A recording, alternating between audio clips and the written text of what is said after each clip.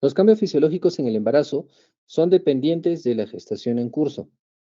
Y como hay una serie de cambios, vale decir, en el órgano que es el útero, el órgano pélvico, que va a albergar un nuevo ser que es el feto, pues este va a provocar ciertos cambios necesarios para que en este caso, el futuro feto, que inicia sabemos que es un embrión, posteriormente pasa a ser feto, pues desarrolla adecuadamente y en el medio más óptimo, ¿no? En el medio en donde se desarrolla, que sea el más óptimo.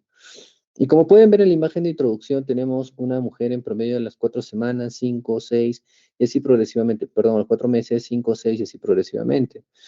Entonces, donde vemos que a simple vista, vemos de que el aumento de tamaño es progresivo y en este caso considerable.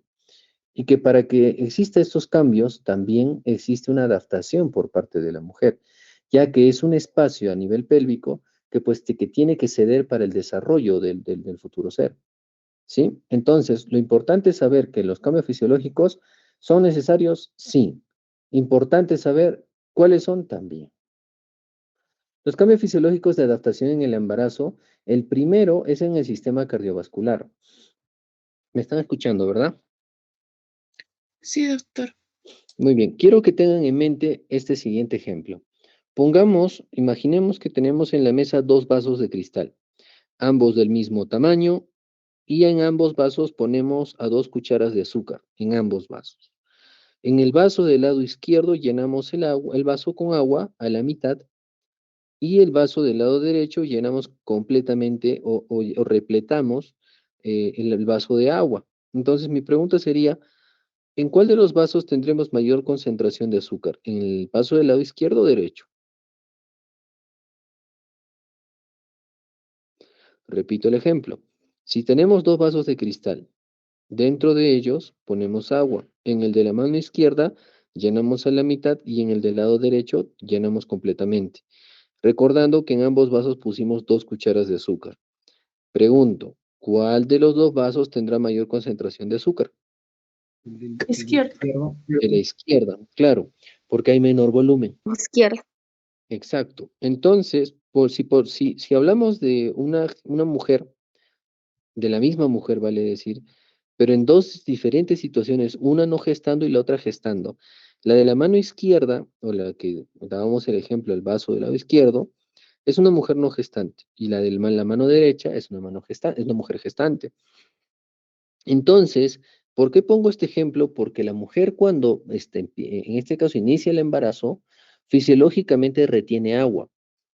Y esa agua básicamente es para aumentar el volumen sanguíneo, y pues esto le permita también este flujo de líquido, pues sea trasladado hacia el feto. Y a la vez que recordemos que la resistencia vascular periférica de la madre disminuye, y por ende es que el volumen de líquido en la madre aumenta. Y por esta razón que hay estados donde el líquido es tal que tiene que empezar a extravasar, por eso la mamá se hincha, ¿no? Se dematiza, casi hacia el tercer trimestre, que son partes de la respuesta fisiológica en el embarazo.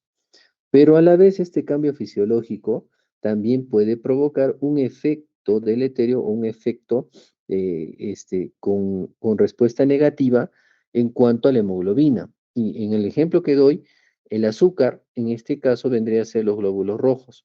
Si tenemos en una mujer en el vaso del lado izquierdo, está más concentrado, pero en el vaso del lado derecho está más diluido. Lo mismo pasa con la hemoglobina en una gestante. Como retiene más líquido, se diluye o hemodiluye, haciendo así que el número total de glóbulos rojos sea insuficiente y por ende la hemoglobina disminuya. La médula ósea compensa esta falta de glóbulos rojos, produciendo pero con menor cuantía de hemoglobina. Eso es la anemia. Y esta anemia es fisiológica en el embarazo. Ya no se olviden ese ejemplo. El cambio del sistema cardiovascular, el corazón aumenta su frecuencia cardíaca de 10 a 15 latidos por minuto. ¿Por qué? En este caso, vale decir, la volemia aumentó. Y como existe mayor volemia, el corazón tiene que movilizar más rápido en este volumen y vale decir mover más rápido los glóbulos rojos, porque también se necesita transportar mayor cantidad de oxígeno hacia el producto. ¿Existe un desplazamiento del choque de la punta hacia arriba y a la izquierda? Sí, esto se da más hacia el segundo a tercer trimestre, pues como el útero va aumentando de tamaño, el corazón que está dextrorrotado a la izquierda, pues lleva el choque de punta más hacia la izquierda. ¿Por qué? Porque en este caso el útero que asciende va empujando el corazón aún así más hacia la izquierda. Hay un desdoblamiento del primer ruido, ¿sí? Y este desdoblamiento del primer ruido nuevamente asociado al aumento de volumen y un aumento de la masa parietal ventricular izquierda, con un aumento del volumen sistólico. ¿Y por qué el aumento del volumen sistólico? Por el aumento de la precarga. Y la precarga, en pocas palabras, que es el aumento de volumen previamente, ¿sí? Muy bien. Dentro de los cambios del sistema cardiovascular, en el corazón es audible el tercer ruido. Existe un murmullo sistólico y este murmullo sistólico es fisiológico, por eso se dice, ¿no? Si llego a escuchar como un soplo, que es un murmullo sistólico fisiológico en el 96% de los casos, o puede ser hasta diastólico en el 18% de los casos. ¿Y por qué se da, doctor? Básicamente porque las válvulas semilunares, al aumento del volumen, retardan un poco su cierre, porque hay aumento de volumen. ¿Sí? Y por ende, como les digo, todo esto condicionado por el aumento del gasto cardíaco. ¿Sí? Muy bien.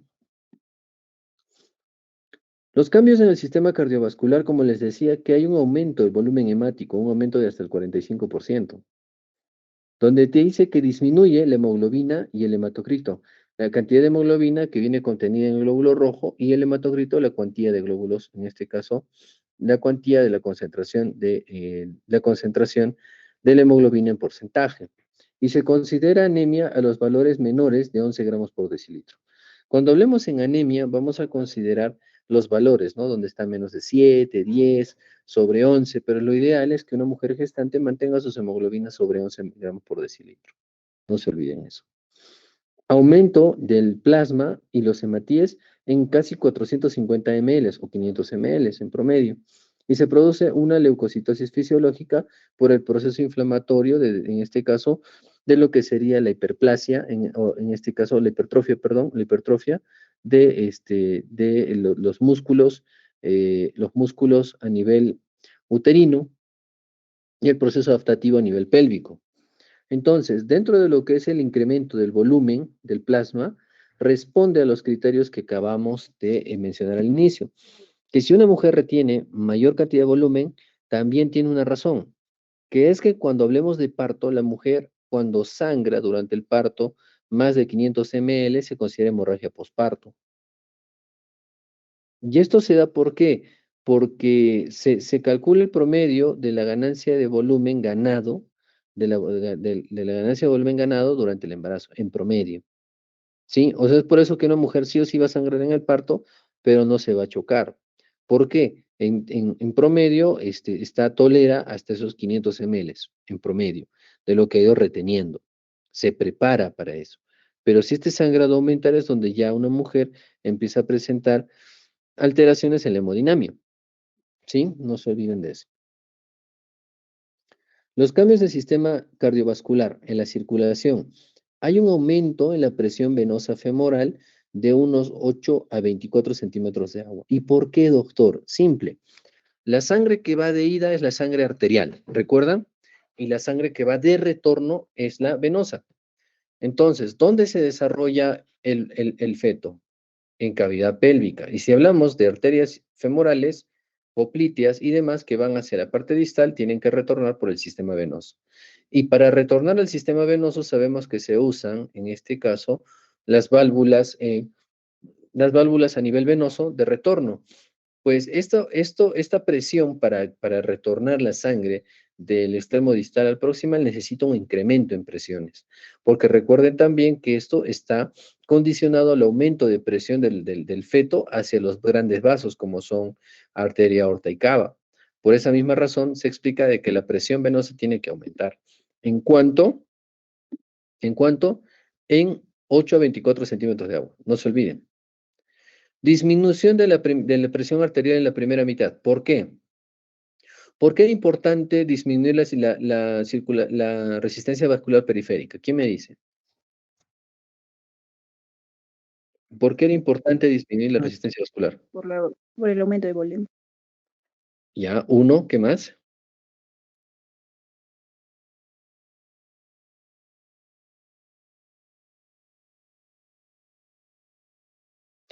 Recuerden que el útero, ¿qué necesita? Mayor cantidad de flujo sanguíneo. Básicamente por eso. Porque si hay menor resistencia vascular periférica, el flujo sanguíneo llega con mayor facilidad al útero. Y cuando hablamos de circulación uterina, vimos cómo la uterina va irrigando hacia las paredes laterales del útero y va penetrando desde miometrio hasta endometrio. Y esa resistencia, disminución de resistencia vascular periférica, también se refleja en cómo los vasos sanguíneos espirales pierden incluso su pared muscular para ofrecer menor resistencia de entrada de flujo sanguíneo hacia las vellosidades, hacia los espacios intervellosos, ¿sí? Y también un aumento de la presión arterial en la segunda mitad del embarazo. En la segunda mitad del embarazo hay un aumento de la presión arterial, pero la presión arterial la resistencia vascular periférica disminuye. ¿Y esta es la razón de que en la segunda mitad del embarazo? Porque el aporte tiene que ser mayor, porque recuerden que los primeros 12 semanas el feto termina de desarrollar hasta la octava o novena y de ahí empieza a crecer. Y si llegamos pasando el primer trimestre, lo que va a necesitar el feto es básicamente aporte para poder desarrollar o crecer. A nivel del aparato respiratorio, el diafragma se eleva sobre 4 centímetros. ¿Por qué? ¿Quién me dice? Un crecimiento uterino, ¿no? Muy bien, el crecimiento uterino. ¿Y por qué 4 centímetros y no solo 2?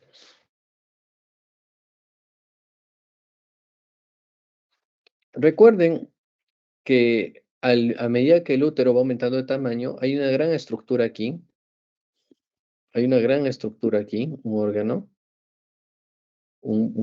que tiende a ocupar un buen espacio. ¿Qué órgano es? ¿Qué órgano es? ¿Hígado? El hígado. Y por esa razón es que incluso en edades gestacionales, sobre las 20, 25 semanas, ya se ve un reflejo en desplazamiento hepático hacia arriba, o sea, desplazando el diafragma. ¿Ya? Es por ello. Porque si fuera solamente por las asas intestinales serían al costado del útero y acaba la historia. Pero básicamente, ¿por qué asciende el diafragma? Es por la estructura hepática. Uno. Dos. Recuerden que los pulmones, al inspirar, amplexan, aumentan de volumen. Entonces bajan por debajo del reborde costal y al expirar nuevamente retornan. Y estos también se ven condicionados, en este caso si hubiera resistencia a nivel inferior del hígado. Por esta razón es que se eleva considerablemente, hay un desplazamiento considerable del diafragma, ¿no? 4 centímetros. Aumento del diámetro transverso y del diámetro circular en casi 2 centímetros. El aumento del diámetro transverso y el diámetro circular de casi a 2 centímetros es a nivel torácico. ¿Y eso por qué? Porque el volumen inspiratorio máximo disminuye porque hay una resistencia en los pulmones hacia la parte inferior. Perdón, hay una resistencia a la parte inferior. Entonces, tanto a nivel anteroposterior y transverso, hay un aumento en 2 centímetros. Por eso es que la mujer gestante, cuando se van a fijar, es como que tuviera la caja o el tórax más ancho, el cuello más cortito y camina de laterales. Esa es la explicación. Y un aumento del volumen corriente de aire de 500 a 800 ml. Entonces, como no puede aumentar el volumen o no puede expandir el pulmón hacia abajo porque hay resistencia por el diafragma, lo hace hacia los costados. Amplexa 2 centímetros para allá y de los 500 ml en promedio de volumen inspiratorio, pues se dispara hasta 800, como le dice acá. ¿Dónde está? Acá está, 300 ml. Ajá. Dime si te puedo ayudar con otra cosa. Muy bien, mi Siri, ya, muy bien. Entonces, hay un aumento de la capacitación de oxígeno, hay un aumento en la captación de oxígeno por minuto. Claro que sí, por mayor amplexación torácica y por ende también una mayor hematosis, pero esto por necesidad. ¿A qué? A provocar una hematosis adecuada para poder llevar esta sangre oxigenada o este flujo de oxígeno hacia útero. ¿Quién me dice qué es hematosis? El intercambio, doctor, que se produce. Intercambio gaseoso, doctor. A nivel pulmonar, ¿no es cierto? ¿Sí? Es el intercambio que existe entre oxígeno que pasa del alveolo a la circulación pulmonar. En este caso eso se llama hematosis, donde ingresa oxígeno y pues se regresa o se expulsa CO2. Muy bien. Y hay una disminución de la capacidad funcional vital de 1350 ml, ¿sí? Y disminuye el volumen residual a 800 ml. ¿A qué se refiere? Que cuando yo inspiro al máximo, mi volumen de capacidad funcional vital, en este caso, va a promedio a los 1500 a 1600, y estos disminuyen a 1350. ¿Por qué? Porque no puedo hacer un movimiento expiratorio total, porque hay resistencia, ¿no es cierto? Y eso generalmente hacia el segundo o tercer trimestre. Y básicamente este condicionado por el volumen uterino, ¿sí? Muy bien. Cambios en el tracto digestivo, mediados por qué hormona, rapidito. ¿Qué hormona es la que altera qué hormona genera cambios a nivel gastrointestinal? Y eso hemos hablado en la primera clase. Progesterona. Muy bien, progesterona, básicamente. ¿Existe un desplazamiento visceral? Claro que sí. O sea, que si mi útero, doctor, está tan bonito de en promedio, no sé, se me ocurre 15 centímetros, que es bajo el ombligo, pues ya va condicionando que el ilion, duodeno y ayuno ilion, pues ya se vayan desplazando los costados. Y así progresivamente, cuando llego a mis 20, 25 semanas, que está a la altura del ombligo, voy pasando a las 30 semanas, 32, 38 semanas, pues genera menor espacio hacia las asas intestinales. Doctor, ¿y a dónde se van esas tripas? Pues hacia la pared lateral posterior del útero. ¿Sí? Hacia la pared lateral posterior del útero. ¿Sí? Por eso dice que hay un desplazamiento visceral. El hígado va a ascender y por ende también el diafragma asciende 4 centímetros. Eso hay que tener en cuenta. Cuando hablemos de patología quirúrgica, ahí se van a dar cuenta cómo es que tanto se desplazan los intestinos, en este caso a expensas de que el útero va creciendo.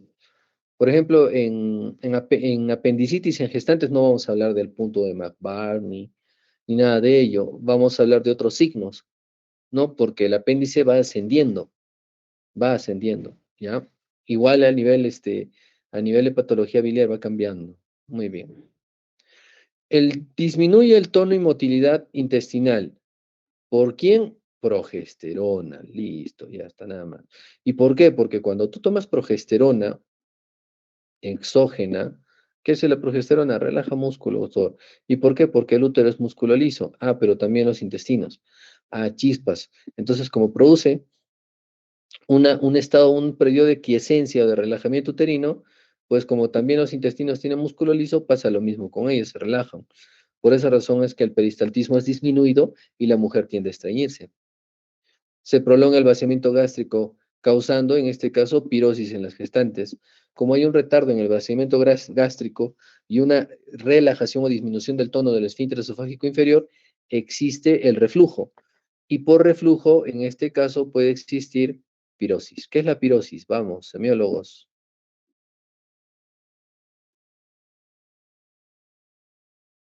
¿Qué es la pirosis?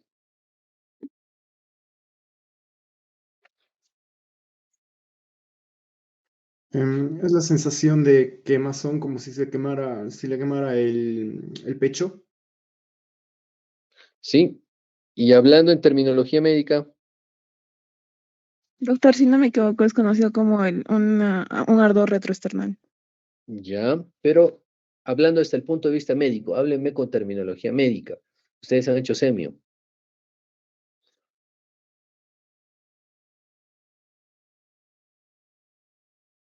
Doctor, es un dolor de tipo urente, quemante, localizado en la región retroesternal, provocada por el reflujo, que pues ustedes saben que el ácido clorhídrico es el que se produce a nivel gástrico. Y este ácido clorhídrico, pues van a leer, es uno de los ácidos más potentes donde se dice que si tú pones una persona con ropa y todo en un lavatorio de ácido clorhídrico puro, puedes desaparecerle en una semana, en menos de una semana. no encuentras nada, porque este ácido a tal punto sirve para ello, para nuestra digestión. Y nuestro estómago, las células parietales están diseñadas para soportar esto, ¿sí?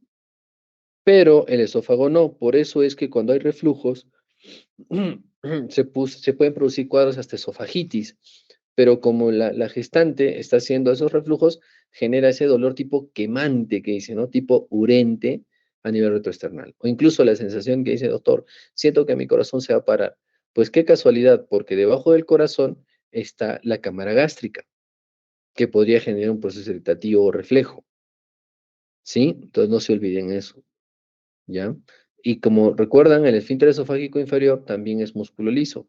Y si hay progesterona, también lo va a relajar. Algo similar en lo que pasa en los alcohólicos, con la gran diferencia que la mujer gestante no toma alcohol. El alcohol genera un proceso o también una respuesta de relajación de músculo liso. Entonces, cuando el hombre que bebe mucho, el alcohólico, tiende a hablar y erupta, o al eruptar, pues genera también reflujo. Y al generar este reflujo genera la esofagitis, posteriormente el esófago de Barré, sí, que ya es el proceso ya estenótico por cuadro inflamatorio, o puede llevar hasta un tipo de, de cáncer, ¿no? Precáncer, que es el esófago de Barré, pues, ¿no? Y se prolonga el vaciamiento gástrico, ¿no? Causando la pirosis en gestantes. Existe hipertrofia e hiperemia de las encías, y existen varices hemorroidales secundarias al estreñimiento. Claro, básicamente porque la digestión está lenta, no evacúa y generando un aumento en el contenido abdominal intestinal, el paciente, pues, en su necesidad imperiosa de pujar, pues puede generar lesiones a nivel perirectal también, por aumento de presión o hasta hemorroides. Van a ver en las gestantes cuando tengamos los partos, tienen sus hemorroides, jovencitas. Muy bien. Cambios en el hígado y vías biliares, ahorita hablamos. ¿Hasta acá todo claro? ¿Están atentos? Sí, doctor. Muy bien. Tienen que estar atentos. Estas clases son más que nada para memorizar. Ya las siguientes son más didácticas, porque estas clases tienen bastante información, ¿no? Lo en cuanto es números y demás.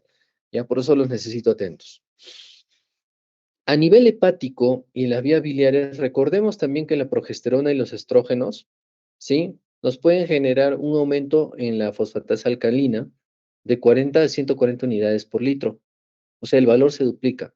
Y la fosfatasa alcalina en algún momento se utilizó como como un estudio de laboratorio secundario a procesos obstructivos. Pues fisiológicamente el hígado pues genera mayor función y también a su vez esto genera una mayor posibilidad de éstasis, por no decir obstruir ciertas sustancias a nivel hepático.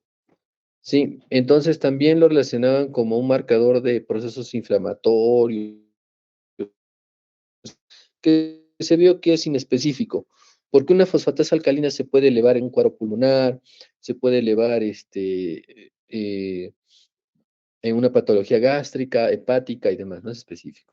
Disminuye la concentración de la producción de albúmina a 3 gramos por cada 100 ml y hay una estasia biliar. A esta parte quería llegar. El hecho que haya estrógenos y progesterona en incremento, sí, puede generar una patología que se llama éstasis biliar, o incluso lo hablamos el hígado, el síndrome de colestásico del embarazo. Que en pocas palabras, cuando hay una éstasis biliar, estos ácidos biliares se tienen que buscar la manera de ser isomerizados. ¿Qué significa isomerizados? Que sean, que tengan su cambio químico para ser eliminados del cuerpo. Pero como existe esta éstasis biliar, sigue irritando el sistema gastrointestinal y por ende, pues eh, provocando cuadros irritativos gástricos, ¿no? Avanzan. Dilatación e hipotonía de la vesícula biliar, ¿dependiente de qué hormona, se acuerdan? Depende de qué hormona. Vamos, eso hablamos en las anteriores clases. Quiero ver cómo están, si están repasando o no. ¿Por qué el músculo de la vesícula biliar no llega a contraer adecuadamente? ¿Qué tipo de músculo tiene este? Liso. Entonces, si es el músculo liso, ¿qué hormona actúa a este nivel? Progesterona. Progesterona.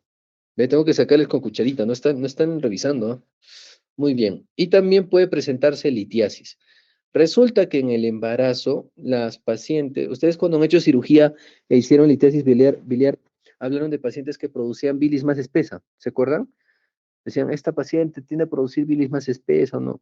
Pues uno de los factores predisponentes para esto también es el embarazo. Como tenemos una bilis con, en este caso, con una vesícula, perdón, con contenido biliar más denso, la vesícula al no contraer adecuadamente, pues genera una sedimentación de esta bilis. Ahí hacemos el ejemplo del vacín, ¿no? Que orinas en un vacín, te olvidas por X razones, 3, 4 días, y pues cuando ves el vacín ya no ves solo líquido, orina, ves sedimentación, sales, solutos y demás. Y lo mismo pasa en la vesícula, si es que esta no contrae, pues por aposición o superposición o sobreposición los cálculos se van formando. ¿Sí? No se olviden de eso. Cambios en el perfil lipídico. El colesterol total aumenta en un 43% hasta unos 300 miligramos.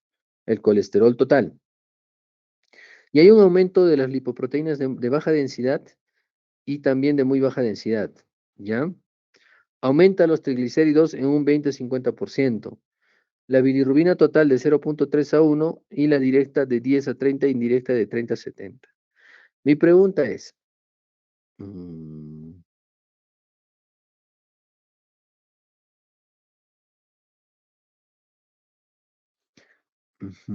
mm, muy bien, acá tenía una observación de los triglicéridos, pero ya está bien. Ya, de 20 a 50%. Y también la transaminasa glutámica pirúvica y oxalacética, que en pocas palabras, si están aumentando es porque existe en este caso la posibilidad que haya daño hepático, ¿no? Si aumentan estos. Básicamente enfocados en preeclampsia, ¿no? Porque TG o TGP también son los que se elevan en una preeclampsia, ¿ya? Muy bien. Cambios del sistema urinario. Lo importante que tienen que recordar acá es que el uréter también tiene músculo liso. Normalmente cuando a nivel de los cálices, ¿sí? A nivel de los cálices se produce orina y estos desembocan ¿dónde? ¿Dónde desemboca la orina? ¿Quién me dice? En la vejiga. No, de inicio, ¿de riñón a dónde? La pelvis. La pelvis. Pelvis renal. Renal. Pelvis renal, para que esta orina baje hacia el uréter, pues el riñón no contrae, les aviso. ¿Quién es el que contrae? Es el uréter. Hace contracciones progresivas para llevar la orina hasta la vejiga. ¿Sí? Sí, entonces es lo que ustedes tienen que recordar en patología renal. ¿Qué dice? Los cambios del sistema urinario hacen de que el riñón aumente 1 centímetro más. ¿Por qué? ¿Quién me dice? Por retención de líquidos, doctor. No. Miren abajo lo que dice. El filtrado glomerular aumenta. Es como decirte que la máquina trabaja 2 veces más. Porque el filtrado glomerular tiene que ser constante. Por ese bebito que traga líquido defeca y ese líquido contaminado, por decir, te tiene que buscar una salida y que hace otro circuito para retornar al torrente sanguíneo materno y ser nuevamente filtrado a nivel renal, ¿no? Es lo que pasa. Pero el aumento del tamaño del renal a más de 1 centímetro por el aumento de la filtración glomerular, o sea, el trabajo más exigido, por decirlo así, ¿no? Sí, por el aumento por filtración glomerular en un 50%.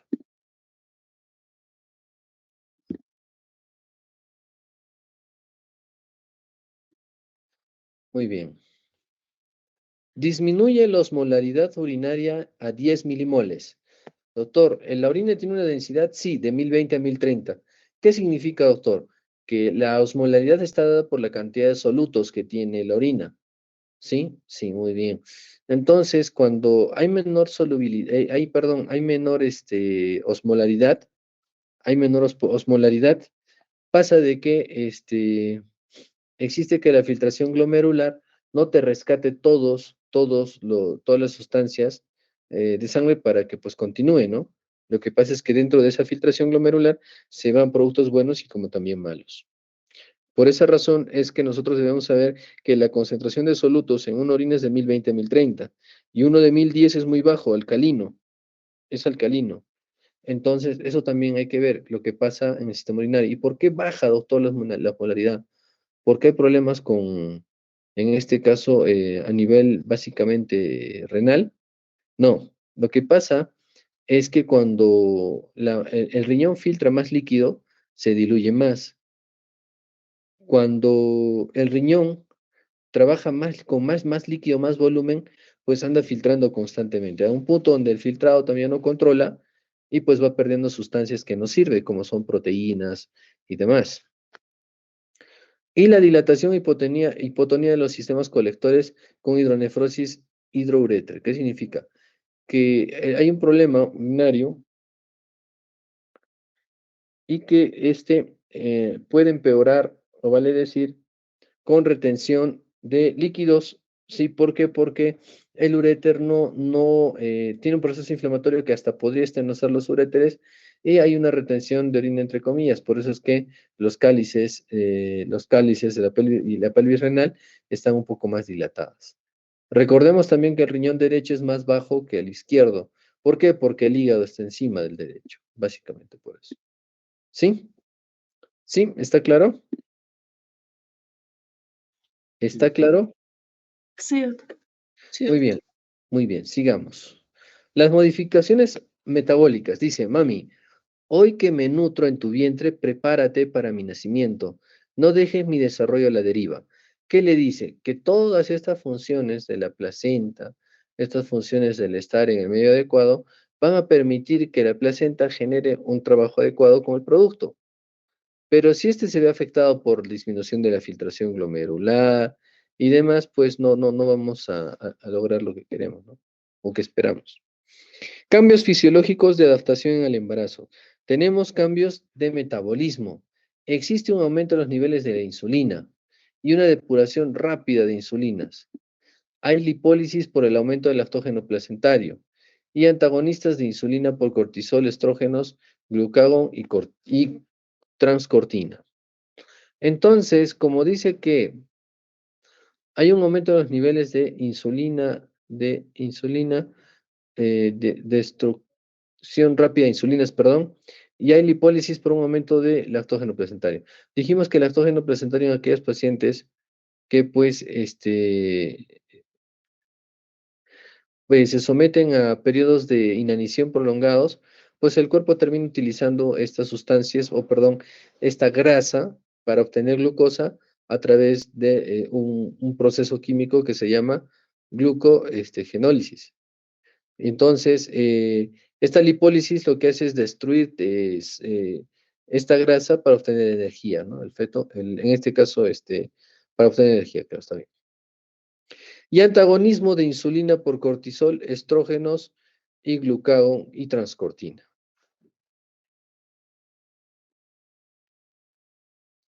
El aumento de cambios de metabolismo acuoso, como le dije, hay un aumento de 6.5 litros en todo el embarazo, de los cuales 3.5 litros, en este caso, están en la placenta, líquido amniótico y feto, y los otros 3 litros acumulados en volumen hemático materno, ¿ven? En volumen hemático materno y mamas.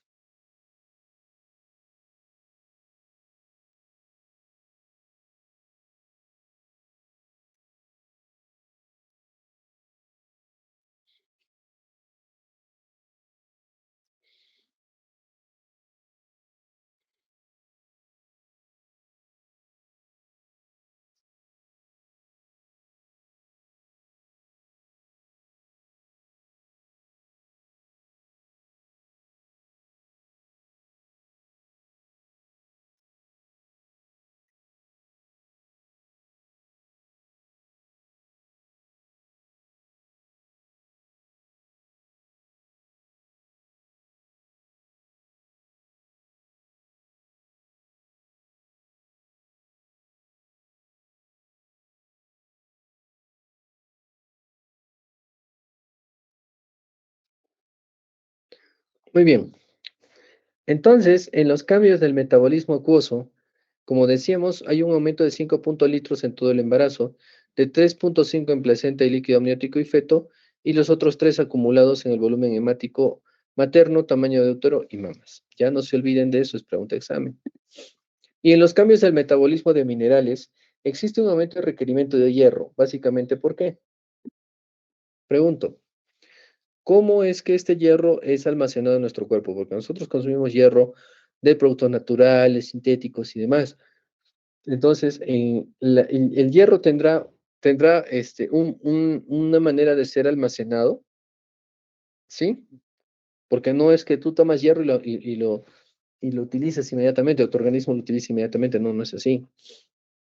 Hay depósitos de ferritina, y la ferritina es el hierro de tipo, en este caso, almacenado. No se olviden, no puede imaginarse de otra manera.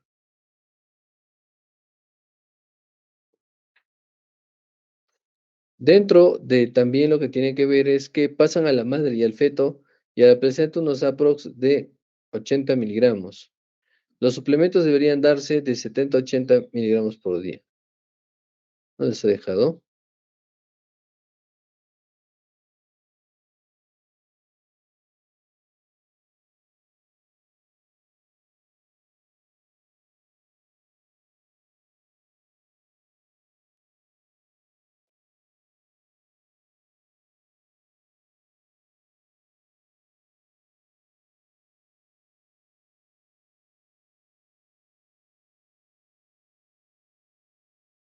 Muy bien. Este depósito de ferritina es importante valorar y tener una cuantía para nosotros saber si esta paciente se está alimentando adecuadamente. Sin embargo, si yo al pedir un depósito de ferritina y sale menor al estimado, en este caso nos preocuparíamos, ¿no? Ya. Entonces, y los suplementos deberán de ser de 70 a 80 miligramos por día. En los cambios en el equilibrio ácido-base es importante que existe una alcalosis respiratoria compensatoria. ¿Por qué? ¿Quién me dice? ¿Qué es la alcalosis respiratoria?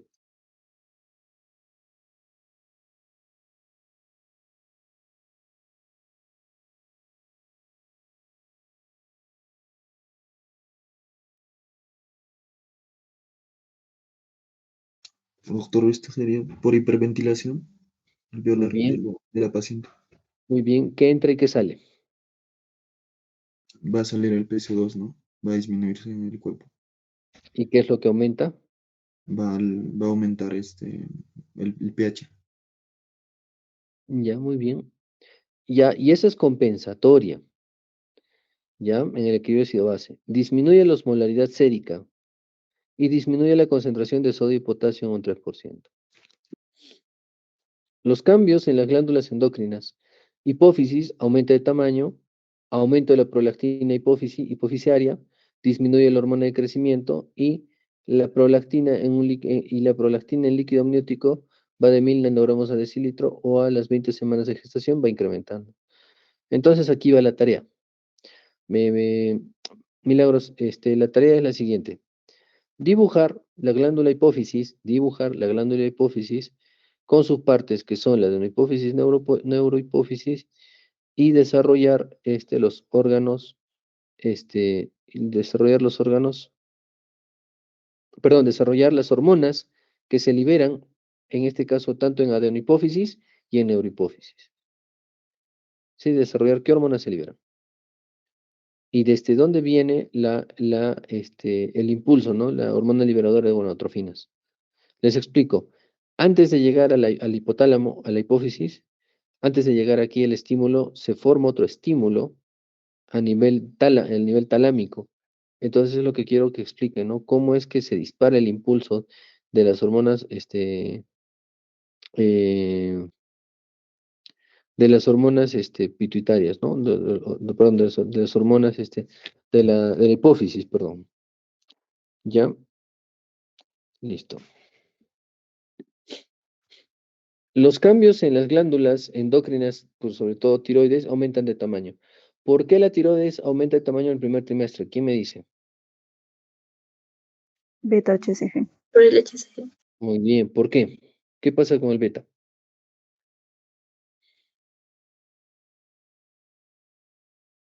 Se parece el TSH, doctor. ¿En qué cadena? Alfa. Beta. Al- Al- al- alfa. Por eso es que al aumentar el beta HCG, ¿sí? Aumentar beta HCG, como tiene una cadena alfa, pues también eleva a la TSH, ¿no? Generando los cuadros tiroideos. Y donde también hay un aumento del metabolismo basal al 25%, y esto es porque se puede dar casos hasta de hipertiroidismo secundario. Y hay un aumento de las proteínas transportadoras de las hormonas tiroideas, que es la tiroglobulina. Este aumento de las proteínas transportadoras de las hormonas tiroideas, que es la tiroglobulina, también nos sirve como un marcador importante. Cuando este está elevado, tiene una alta sospecha de tumoración tiroidea. Los cambios en el sistema musculoesquelético están en la lordosis progresiva, que es una característica normal del embarazo. Una lordosis progresiva dependiente, en este caso, del aumento de tamaño fetal, que va a llevar el útero en sentido anterior y caudal, que va a obligar a que tengamos, en este caso, una lordosis marcada. La lordosis fisiológica en la región lumbar hacia el sacro en la mujer, pues aumenta notablemente. Y es por eso que donde la mujer se queja más, ¿no? El dolor de cinturita, ¿sí? Y la lordosis desvía el centro de gravedad de regreso hacia las extremidades pélvicas.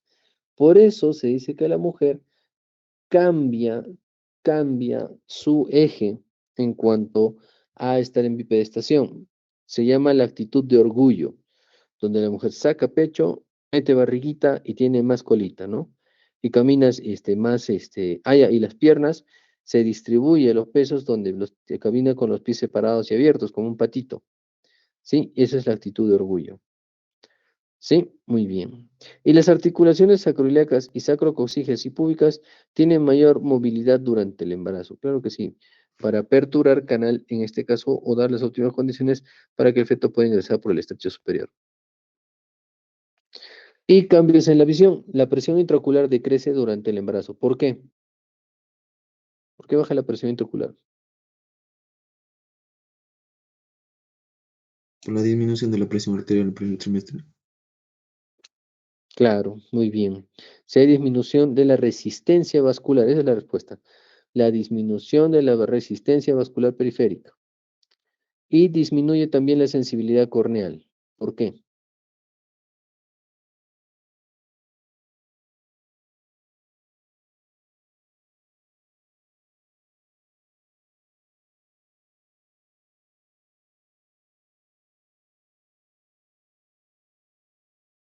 ¿Por qué disminuye la sensibilidad corneal? Básicamente, como hay en este caso un decrecimiento, por decirlo así, de la presión intraocular o la vasculatura, o el flujo disminuye, pues disminuye esto se paga en respuesta a disminución de la sensibilidad corneal. Ya otra vez con respuesta a la disminución de la resistencia vascular periférica o menor llegada de flujo a este nivel. Y tiene dificultad para utilizar los lentes de contacto porque también existe un queratocono fisiológico. O sea, la misma córnea, si vemos el ojo de perfil, si vemos el ojo de perfil tenemos aquí córneas, en este caso pestañas, superior e inferior, y esta es la visión normal o la posición normal del ojo superficial a nivel corneal, pero en la mujer se forma de esta manera. Por eso se llama un queratocono fisiológico. Ahí están, pestañas, pestañas. Por eso le dice que no pueden ponerse lentes de contacto. Un lente de contacto es, sí, cóncavo, sí, aquí es cóncavo, pero tiene áreas libres donde no puede ingresar el lente de contacto. Sí, básicamente por eso. Y cambios en el sistema nervioso central. A menudo hay un problema con la atención, concentración y memoria durante el embarazo y el periodo postparto temprano, y hay declinación hacia la depresión, ansiedad, privación de sueño y que es transitorio. Y eso se da básicamente ¿por qué? Por deficiencia de una vitamina importante en el embarazo, que también está en la dieta, que es la tiamina. Tarea. ¿Qué es la tiamina y su asociación en la depresión?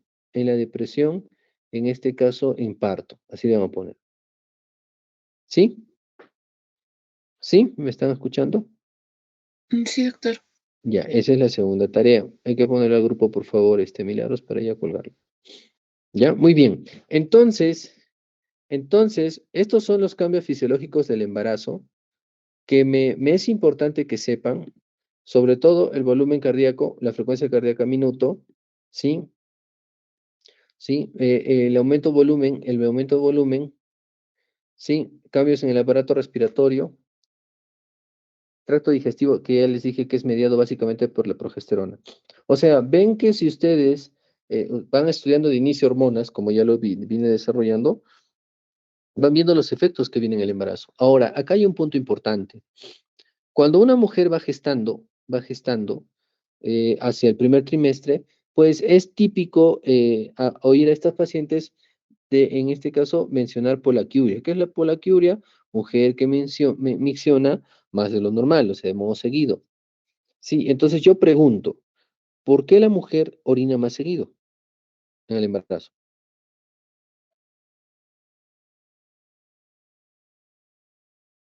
Por el aumento del filtrado glomerular. ¿Ya? Ese es uno. ¿Por qué? Porque hay un aumento de volumen, ¿no es cierto? De retención de líquido. Muy bien. ¿Qué más? Por la presión que ejerce el útero sobre la vejiga. Exacto. El útero, cuando aumenta de tamaño, porque el bebé va creciendo aquí adentro, este útero va creciendo, y dentro tiene un bebé. ¿Sí? ¿Estamos de acuerdo? Ahí tiene un bebé. Listo. ¿Y quién está debajo del útero? ¿Qué órgano es este? La vejiga. La vejiga. Entonces ahí se acuerdan, ¿no?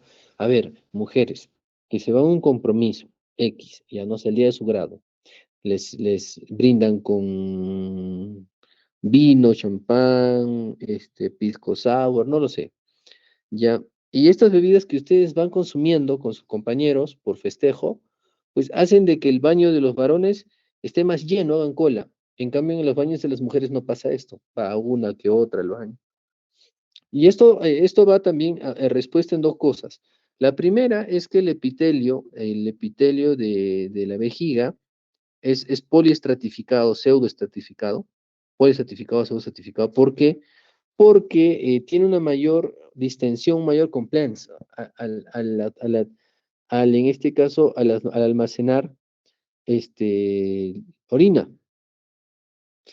Y por esta razón, una mujer, al tener un mayor compliance, o sea, mayor distensión a nivel vesical, se da el lujo de ir al baño, mirar el baño si está limpio o sucio y decir, no, yo no entro acá. Me aguanto hasta mi casa y punto. Y lo hace. Y todavía se da el lujo de seguir brindando. Listo. Todo lo contrario en el varón, porque el epitelio, el poliestratificado, tiene menor compliance, o sea, no puede distenderse mucho. Por eso es que toma menos bebida y se va a orinar inmediatamente. Cuando la mujer está gestando, pues pasa algo similar, que el compliance o la zona de distensión de la vejiga disminuye porque la vejiga está comprimida por el útero. Y la gran diferencia es que el deseo miccional, normalmente el deseo miccional fisiológico es de 100 a 150 cc en promedio. Este va disminuyendo. Este deseo miccional incluso en la mujer se presenta en los 50 cc. ¿Por qué? Por compresión nuevamente de útero-vejiga. Por eso es que la mujer gestante en promedio 20, 25 semanas siente que se le va a salir el alma. Va a orinar corriendo porque siente que se le sale la orina y al momento de miccionar, pues es una miseria. Es una miseria. O sea, ve que la cantidad de miccionar es mucho menor. Y esto por lo que explico, ¿no? La compresión de la vejiga. Por un lado. Por otro lado, recordemos que los uréteres disminuyen el tono en su pared muscular. Entonces, al tener menor resistencia en la pared muscular del uréter, pasa que esta orina, por la misma compresión del útero, y al aguantarse, hace reflujo. Refluye directamente hacia el riñón, porque no hay resistencia, pues. Y esta es una de las explicaciones por qué las gestantes nos hacen constantemente infecciones urinarias. ¿Me entienden? Esa es una de las explicaciones. El estado hormonal de estrógeno y progesterona, y más mediado por progesterona, también permite mayor depósito de glucógeno a nivel de mucosa vaginal y demás. Y como sabemos, el glucógeno es el sustrato para los gérmenes. Y esta es una de las razones por qué rápidamente los gérmenes también proliferan a nivel vesical y por qué las infecciones del tracto urinario son más frecuentes en las mujeres gestantes? ¿Y tú? ¿Sí? ¿Está claro? Sí, doctor. Muy bien. Entonces dijimos que la progesterona podía generar estos cambios a nivel urinario y también a nivel intestinal, disminuyendo el peristaltismo. Y por eso es que la mujer gestante se estriñe con mayor frecuencia. ¿Sí? ¿Sí? Sí, doctor. Muy bien. Preguntas.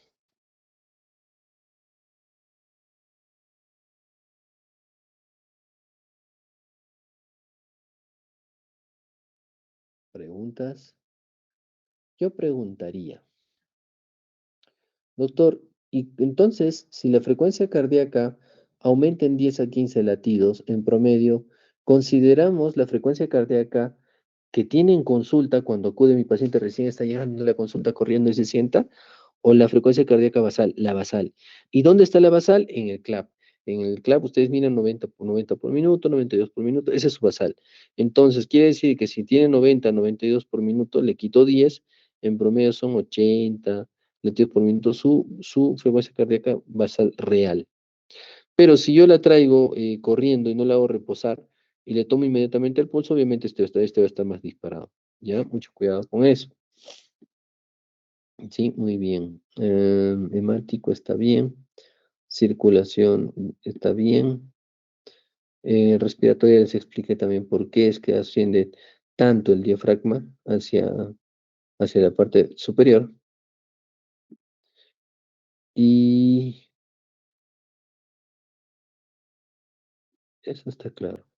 Sí, eso sería básicamente. ¿Sí? ¿Está claro? Sí, doctor. Muy bien. Entonces, hoy estamos lunes, la tarea es para el miércoles. Ya la tarea es para este miércoles. Ahora me pasa la tarea, Milagros, y pues tienen un tiempo ahora que podrían realizar de una vez la tarea y subir a nuestra aula virtual, si es que de una vez colgamos la tarea para hoy, ya, o si no, hasta el día miércoles. ¿Sí? Ahora, recomendaciones. Hicimos el temario, a ver, voy a ver acá. Hicimos el temario de los temas, entre comillas, más suaves, porque ahora sí se vienen los temas más sustanciosos. Hicimos fecundación e implantación, hicimos hormonas del embarazo, hicimos diagnóstico del embarazo y semiología obstétrica, hicimos anatomía de pelvis, glándula mamaria y útero, y ahora cambios fisiológicos en el embarazo. Desde la clase de perimesis gravídica, control prenatal, resultados de pruebas de bienestar fetal, fisiología, mecanismo de parto, puerperio normal patológico, lactancia materna, son temas más gruesitos. Entonces, eso es lo que necesito que estén atentos y estén repasando, por favor, porque ya esos temas sí son más, un poco más extensos y es donde los que más se preguntan los exámenes, ¿ya? Pero eso no quiere decir que se me ocurre que yo en el examen les ponga, ¿no? En el metabolismo acuoso, el aumento total en todo el embarazo, ¿cuánto es? De 6.5 litros, de los cuales los 3.5 corresponden a, el cuerpo de placenta, líquido amniótico, feto y demás. Sí, o sea, el examen también puede ir así. ¿Ya? ¿Está bien? Está bien, doctor. Sí, todos están atentos, me escuchan. ¿Alguna duda? Sí,